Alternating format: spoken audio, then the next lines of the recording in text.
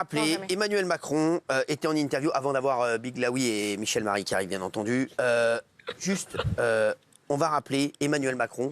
Regardez ce qu'il a dit en interview déjà sur Emily in Paris. Regardez. J'étais super fier de Brigitte et elle était très contente de le faire. Ça n'a duré que quelques minutes, mais c'était un très bon moment pour elle. Je pense que c'est bien pour l'image de la France. Emily in Paris, c'est positif pour l'attractivité du pays. C'est excellent pour mes affaires. Ils ont essayé de vous avoir? Je suis bien moins intéressant que Brigitte. La série part maintenant à Rome. Comment est-ce possible? Qu'allez-vous faire? On va se battre. Emily in Paris à Rome n'a aucun sens. Alors, Fabrice Dividio, vous qui êtes romain, est-ce que vous pouvez nous dire comment ça a réagi à Rome? On n'est pas loin de l'incident diplomatique, là. Non. Alors, le maire de Rome, évidemment, lui a répondu sur Twitter. Il a donné une interview dans laquelle il a réagi en disant deux choses. En disant, bon, au départ, il y a eu deux temps. Il a commencé par dire, bon, tout ça, c'est que de la télé, voilà, bon, on relative. Et puis finalement, ensuite, il a dit, mais attends, de quoi il se mêle, là? D'où il vient, effectivement, là, détendez-vous une Paris, voilà. De quoi il se mêle? Pourquoi il vient interférer avec les plans de production? Et tout à coup, en off, ce qui se dit à Rome, hein, c'est que, en fait, il y a une volonté de privilégier Paris par rapport à Rome, que Emmanuel Macron commence à se mêler de la production, qu'il veut faire de l'influence politique, que c'est pour ça que Brigitte Macron était dans la série, et qu'on ne laissera pas faire, et qu'on est en train d'organiser une pétition à Mélanie, il y a une pétition qui est en train de se préparer, à Mélanie pour convoquer l'ambassadeur de France sur cette question. Chaud. Les Romains, c'est des sanguins, quoi. Voilà. Et il ne faut pas déconner avec ça, parce que derrière ça, il y a l'image de la ville, il y a effectivement la série culte, il y a tout ce qu'il y a avec. Et c'est vraiment un truc en Italie, à Rome en tout cas, qui devient un sujet, et un vrai sujet quand même. Hein. Ah mais c'est un truc de fou. Donc voilà. Bon, on en reparlera lundi. Vous viendrez nous voir lundi, parce que demain c'est face à Hanouna et dimanche aussi. Mais il faudra qu'on refasse ça lundi, parce qu'on va en parler. Vous allez nous dire ce que vous en pensez de ça. En tout cas, merci Fabrice pour ces infos tout droit venues de l'homme. Les chéris, on va revenir maintenant sur tout ce qui s'est passé au niveau des people. Et juste à Lyon, Gilles Verdez, un homme en string soupçonné d'avoir fait des choses devant des enfants. C'est quoi cette histoire? Alors ça, c'est incroyable. C'est une responsable d'un centre de loisirs, centre équestre, je crois, qui alerte la police. Il y a un homme en string qui est en train de se caresser, s'exhiber devant des enfants. Alors ce qu'on ne sait pas, c'est si les enfants l'ont vu. Mais heureusement, elle a très vite réagi, elle a passé des coups de fil et la police a pu interpeller cet homme. Mais c'est absolument incroyable, quoi. Incroyable. Merci Fabien Lecoeuf d'être avec nous. Merci mon Fabien. Eh bien, bonsoir à vous. Amaury Bucco d'être avec nous. Vanessa Paradis, bientôt un grand retour, Fabien Lecoeuf. Et oui, le grand retour, c'est une très bonne nouvelle. Confidence de Jérôme Commandeur que j'ai vu l'autre soir dans une loge de votre émission. Et qui m'a dit que ça y est, en ce moment, elle est en tournage. Elle tourne en ce moment un film qui s'appelle T'as pas changé. Ah oui. Et c'est réalisé par Jérôme Commandeur, bien sûr, avec Laurent Lafitte et François Damien. J'adore. Et surtout, elle enregistre 6 nouvelles chansons. Évidemment, sur un prochain album. Le dernier album était Pareil qu'elle est sorti... sur un titre qui va s'appeler Joe le Uber. Ça a déjà été fait un peu. Et donc, non, mais c'est plutôt une bonne nouvelle. Et surtout, elle est à Lyon ce week-end. Ah ouais. Parce qu'il revisite un peu sa carrière, la carrière de Vanessa Paradis. Le premier tube, c'était l'été 87.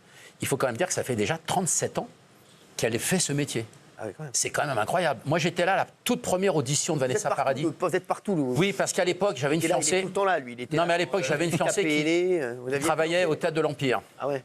Et ce 3 mai 1981, vous savez, c'était l'école des fans de Philippe Châtel.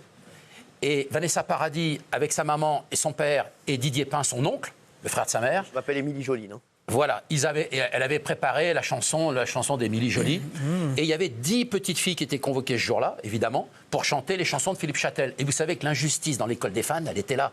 Moi, j'ai assisté à l'audition de Vanessa Paradis. Il fallait choisir 5 enfants parmi les 10. Ouais. Ça, c'est une injustice terrible. Parce que tout le monde venait pour faire la télé, évidemment, qui s'enregistrait le samedi et qui était diffusée le dimanche à l'époque, c'était Antenne 2. Et j'assistais à des drames. Ah ouais. Bob Kibel, c'était le pianiste de Jacques Martin. C'était Charles Sudaka qui sélectionnait les enfants pour Jacques. Et Vanessa Paradis, on ne savait pas qu'elle allait avoir cette carrière-là. Franchement, personne. Non. Bah oui. Mais en même temps, elle a été choisie pour chanter Émilie Joly parce qu'elle était déjà solaire. Ah oui. Et puis, elle avait déjà une espèce de charisme. Alors, petite entorse que personne ne sait sur Vanessa, c'est que quand elle a été choisie pour l'école des fans, sa vraie première télé, quelque part, elle avait 8 ans et demi. Alors que le règlement de l'école des fans, on prenait les enfants de 5 à 8 ans, ne voulait pas dépasser. Et oui, mais un peu comme M. Pokora. M. Pokora, il a gratté sa carte d'identité pour avoir la bonne date de naissance et pour participer à ce premier grand concours, pour faire les link-up. Incroyable. Ça arrive. Bon, c'est pas vraiment grave, mais avec 6 mois d'écart. Bon, on va pas faire toutes les minutes, on va laisser ça par année. Hein, Céline Dion a-t-elle vraiment chanté en playback lors de la cérémonie d'ouverture? Alors, c'est quoi cette histoire? Oui, alors ça, c'était dans les colonnes de Libération cette semaine hier, d'ailleurs. Oui. Et oui, ils expliquent qu'en fait, elle aurait triché, elle aurait chanté en playback. Alors, bon, déjà, mettre le mot playback à côté de Céline Dion, c'est déjà une insulte. Ah ouais. Parce que s'il y a une chanteuse au monde qui chante bien, c'est Céline Dion. Je rappelle quand même l'histoire de Titanic. Quand elle a chanté ce fameux titre qui s'est vendu à plus de 20 millions d'exemplaires, c'est une prise. Quand James Cameron, le réalisateur du film Titanic, voulait voir ce que donnait Céline Dion, elle fait un petit essai comme ça à la demande de James Horner, qui était le compositeur de la chanson. Une prise, c'est le disque que vous entendez. C'est la première et seule prise. Donc, merci. Bon, je viens de le faire. Je viens de le faire, hein, c'est pareil. My Earth Will Go On, tube planétaire évidemment. Oui. Non, je pense que c'est se moquer de Céline et des Français. Alors, la seule chose, je pense l'incidence en tout cas, c'est pas Céline Dion. C'est quand on chante à 53 mètres, c'est-à-dire au premier étage de la Tour Eiffel, en plein air. C'est comme dans un stade. Vous savez que quand le son sort en façade, il y a un décalage qui se fait. Donc, les techniciens règle ce décalage pour que celui qui est au dernier rang du stade et celui qui est au premier entendent la chanson au même moment. Fabien répond pas du tout à la question. Bien sûr, il ne s'agit pas d'attaquer Céline Dion. Les organisateurs des Jeux Olympiques ont prétendu certifier qu'elle avait chanté en direct. Thomas Joly lui-même. Ah oui, c'est l'organisateur des Jeux Olympiques, Thomas Joly lui-même, de la cérémonie. Donc maintenant, il y a plein d'analystes qui disent que c'est impossible qu'elle ait chanté en direct. Conditions météo pluvieuses, syndrome de l'homme raide, aurait-elle pris le risque? Voix possiblement déformée. Il y a des arrangements qui font que forcément la voix est tellement pure que ça ne peut pas être en direct. Donc il y a plein d'analyses. Ouais, enfin, tout ça sont des suppositions, hein. Vous voulez faire l'inventaire. Bah, ça s'appelle des suppositions, ça s'appelle des informations, ce que je viens de dire. Voilà. Ouais, enfin, ça reste quand même des suppositions. Excusez-moi, aujourd'hui. Mais personne n'amène la preuve. Non. Mais, ni la preuve du contraire, Fabien Lecoeuvre. Si. La preuve du contraire d'un truc. Mais attendez. Non, sincèrement. On va faire un débat, mais apparemment, Gilles Verdez donne des informations. Ah oui. Oui, enfin des informations supposées. Non, mais donnez-moi la source. Non, mais donnez-nous la source ou l'expert qui confirme ça. On n'a pas les noms des experts. Il y a plein d'arrangeurs qui ont étudié.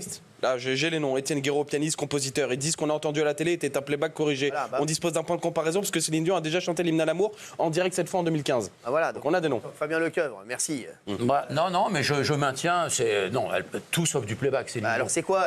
Il mélange. Non, mais ce que l'on mélange, c'est à la fois la performance vocale de Céline Dion et la technicité pour faire sortir sa voix tout le long de la scène, parce que c'est donc c'est du playback. Donc vous reconnaissez la technicité, c'est du playback. Merci Fabien Lecoeuvre. Voilà. C'est une technicité. Merci. C'est bon, on va parler de Frédéric Bell, entièrement nu dans Playboy. Voilà, je vous ai apporté l'exemplaire d'ailleurs. Voilà, bon, très bien. Je pensais que vous l'aviez pas, ça sort. Donne.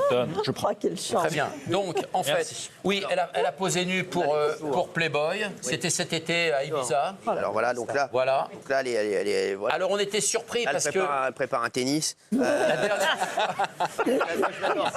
Mais oui.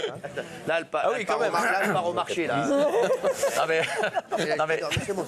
Là dehors. Regardez, la prochaine, en fait, elle est en vacances. Non, elle a rencontré des amis. Je l'adore, Frédéric. Elle est très belle. Ben oui. Regardez là, celle qui donne. Ah oui, bah voilà. Donc là, ça, ah oui. Ça, c'est parce qu'elle voulait faire un. Voilà. Elle était dans un restaurant. Là. Et puis là, regardez. Ça, voilà. Ah oui. Oui. Là, elle se prépare à aller au marché de Ibiza. Alors, elle avait déjà fait Playboy. Hein. En 2006, ça s'est terminé par un procès. Très belle. Parce qu'ils avaient volé des photos. Oui. Et là, c'est la nouvelle équipe avec Jean-Christophe Laurentin qui dirige Battle Journal. Le rédacteur en chef, c'est Eric Nolot de Playboy, je le précise. Et surtout, il y a Marlène Schiappa qui, elle, fait une chronique. Elle interviewe dans ce numéro, d'ailleurs, Roselyne Bachelot. Mais elle ne répond pas, Roselyne Bachelot, aux questions, aux bonnes questions de Marlène. Oui, mais enfin, il y avait des questions, on voulait avoir des réponses. Oui, mais on s'en fout total. Frédéric Bell, elle était où, là? À Ibiza, voilà, elle a fait son sujet, le magazine sort demain. Et, magnifique. Très artistique, ouais. Magnifique. Merci, heureusement que vous êtes là.